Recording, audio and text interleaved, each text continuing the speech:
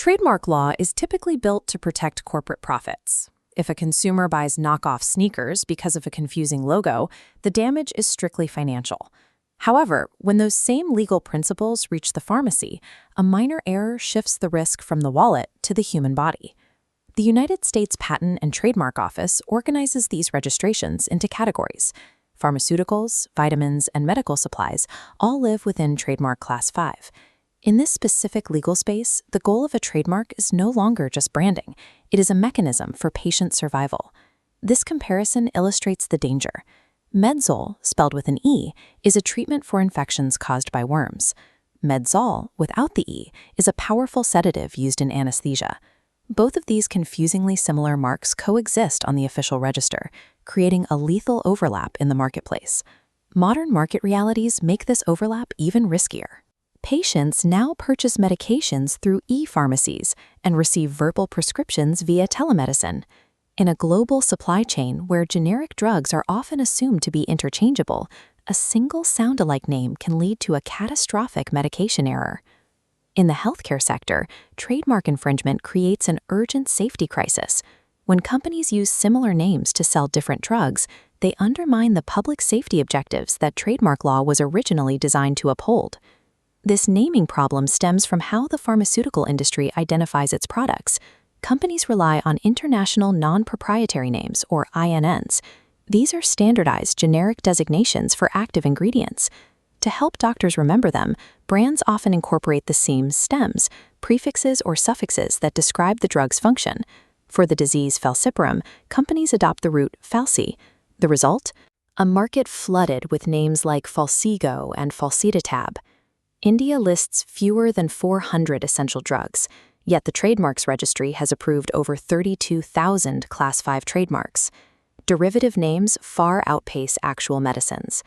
While Section 13 of the Trademarks Act is supposed to bar names that resemble INNs, enforcement is often lax. This failure at the registration level shifts the final responsibility for safety onto the pharmacists and doctors who must navigate this sea of similar brands every day. This is where human error takes over. Even the most highly trained medical professionals are fallible. They deal with messy handwriting, verbal orders over the phone, and high-pressure environments, where the difference between an E and an O at the end of a drug name can be missed in a heartbeat. This collision between corporate branding practices and human frailty leaves a lethal gap in the supply chain. When the regulatory system fails to police these names, the results are measured in patient harm. In 2001, the Supreme Court of India addressed this gap in the landmark Cadila case. The court had to decide if a dispute over two malaria drugs, Falsito and Falsitab, should be governed by standard trademark rules or something much stricter. The justices argued that the public lacks the specialized training to distinguish between these brands. They rejected the idea that doctors and pharmacists are infallible, noting that drugs are poisons, not sweets.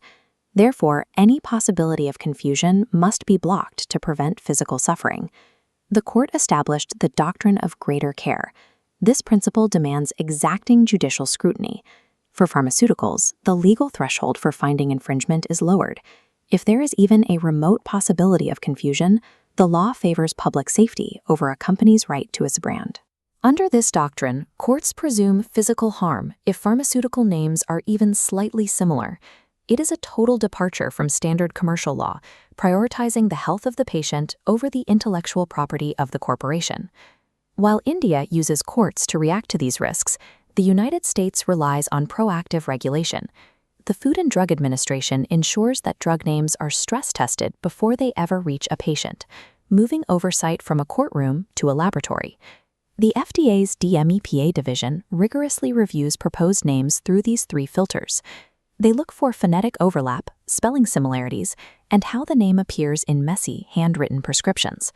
By filtering out high-risk names during the approval process, they drastically reduce the number of confusing brands that hit the market.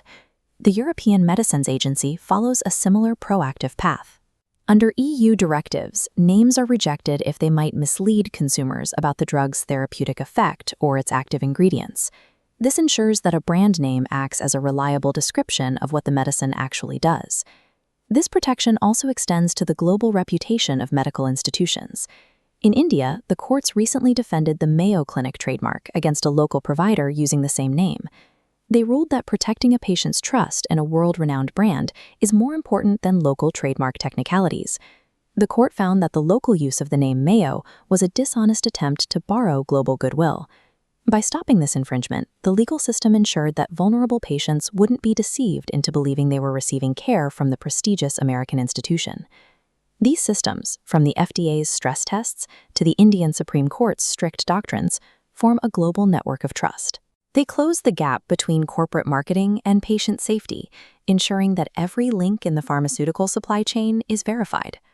By prioritizing human life over commercial convenience, the doctrine of greater care turns every pharmaceutical trademark into a legally enforced shield. It stands as a verified guarantee that the name on a pill bottle is an exact, safe match for the medicine inside.